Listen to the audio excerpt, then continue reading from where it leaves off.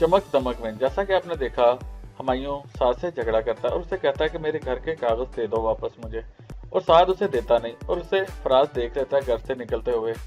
उधर रामीन की सास उसके कहती है कि पता नहीं कैसा आदमी है और झगड़ा हमसे करके जा रहा है, हमारी बहू घर के पेपर लेके आई थी और लाखों करोड़ों की जायदाद भी वही लेके आई थी।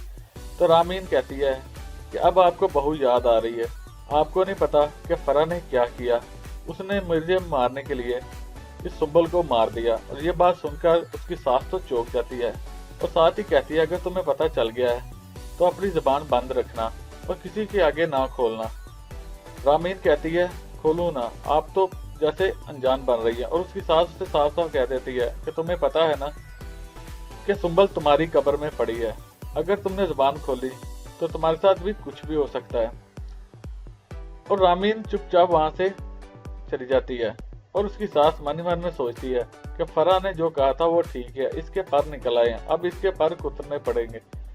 और फराज तो इसकी मोहब्बत में पागल हुआ फिरता है, अब इसका कुछ करना पड़ेगा। उधर राबिया अपनी माँ के लिए और दादी के लिए खाना बनाती है और साथ ही ये कहती है कि एक दफा तो मैं डर गई थी कि बॉस मुझे निकाल ही देगा जॉब से, और मैं तो इसलिए डरी थी कि अब्बा ने मुझे पहली बार नौकरी की इजाजत दी थी, अगर उन्हें पता चल जाता कि नौकरी से निकाल दिया तो वो मुझे और नौकरी करने ना देते। तो उसकी दादी कहती है तुम्हारा बॉस बहुत भला इंसान है, और उसकी माँ भी यही कहती है कि तुम्हारा बॉस बहुत भला इंसान है। तो राबिया कहती है कि वो दुबई से उन्होंने एक ब्रांच यहाँ खोली है, लेकिन भाई को आप पढ़ने ही दें। और उसकी माँ कहती नहीं तुम पता करना, तो कहती ठीक है। और साथ ही दादी अपनी को कहती है आप लोग खाना खाएं। साथ बहुत परेशान होता है, हुमायूं ने उसे धमकी दी होती है अगर तुमने मुझे कागज वापस ना दिए तो मैं तुम्हारे साथ कुछ भी कर दूंगा। फराज आता है तो वो कहता हुमायूं बहुत गुस्से में गया, तो कहता पेपर मांग रहा था घर के। तो फराज से कहता है कि मैंने तुम्हें जो कहा था तुमने उसे नहीं कहा। कहता है क्या आप समझते हैं कि मैंने कुछ नहीं उसे कहा होगा, मैंने कहा।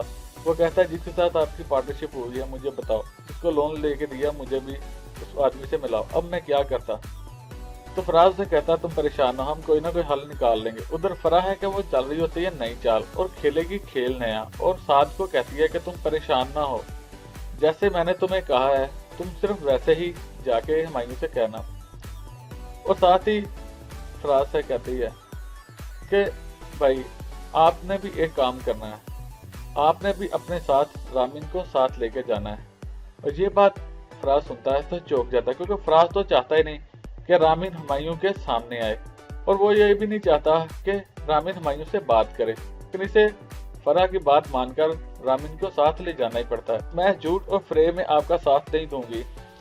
तो फराज उसे कहता है कि मैं तुमसे जितना कह रहा हूँ तुम्हें सिर्फ उतना ही करना है, क्योंकि ये तो फराज के कहने पर हुमायूं के पास जाती है और उसे क्या कहेगी अब देखना है कि क्या वाकई फराज के पीछे लग के हुमायूं से उसके घर के पेपर वापस ले लेगी। हुमायूं रामीन से कहता है कि तुम जानती हो कि मैं तो घर के कागज देना नहीं चाहता था, वो तो मैंने सुंबल को दे दिए, और अब मैं साद को नहीं छोड़ूंगा, उससे घर के कागज लेके रहूंगा चाहे कुछ भी हो। अब देखना है क्या होगा। वेल सारी अपडेट जानने के लिए सब्सक्राइब कीजिए हमारा चैनल।